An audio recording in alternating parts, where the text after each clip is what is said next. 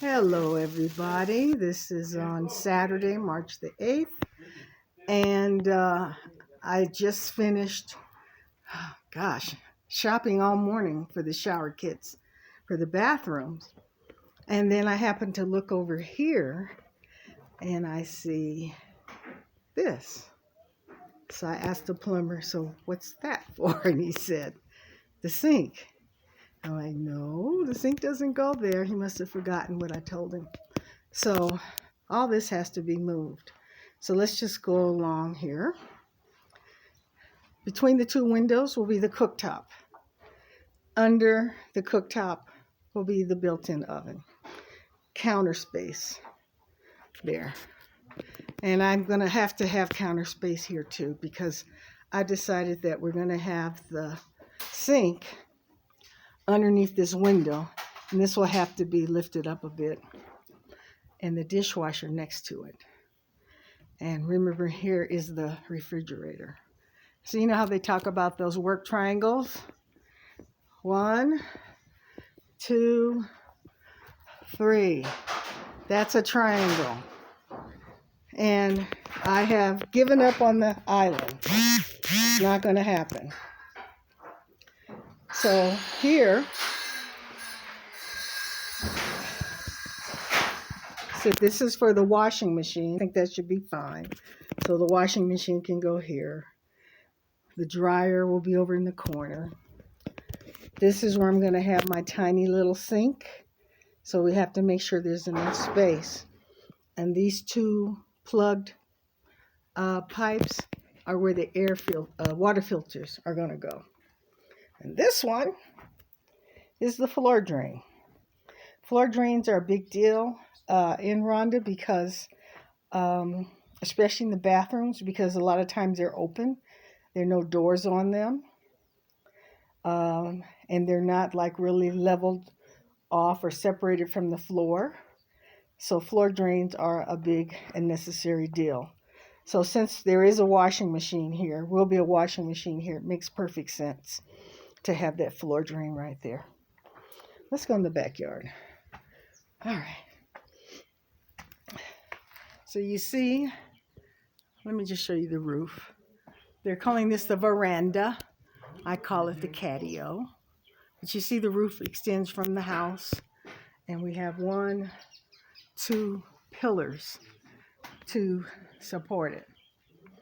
And where this big mound of dirt is going to be where my lap pool goes. Okay, so from close to the house to probably maybe close to the end of this pillar, this will be my lap pool. So what they're also doing is digging trenches around the house where their piping is going inside and out of the house. So you've got piping that's going to go in from the water storage, and then of course piping that goes out from the sinks, the showers, the washing machines. So that's what they're working on now.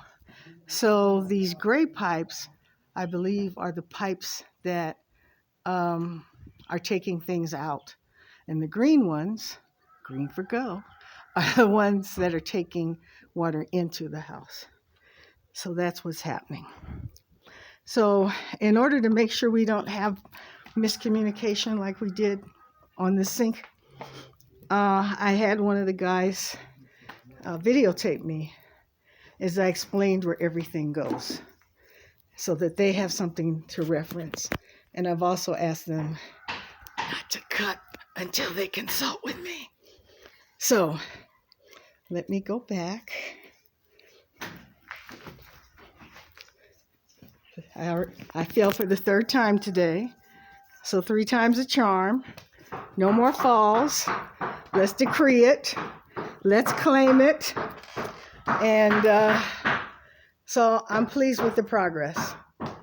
So you all, I really appreciate you being on this journey with me. It's very much fun to document it. I'm learning so much about how homes are built.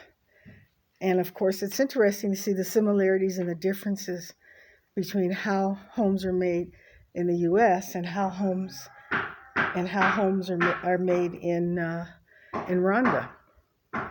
And I imagine that in every country, there's probably a slight difference depending upon the materials that people have available to them. So, again, I thank you, and I ask you to like this video, comment, share, and subscribe if you're not a subscriber yet. We're trying to get to 250. Yay! And I know we can do it. So you all have a great day, and I'll be in touch soon. Bye-bye.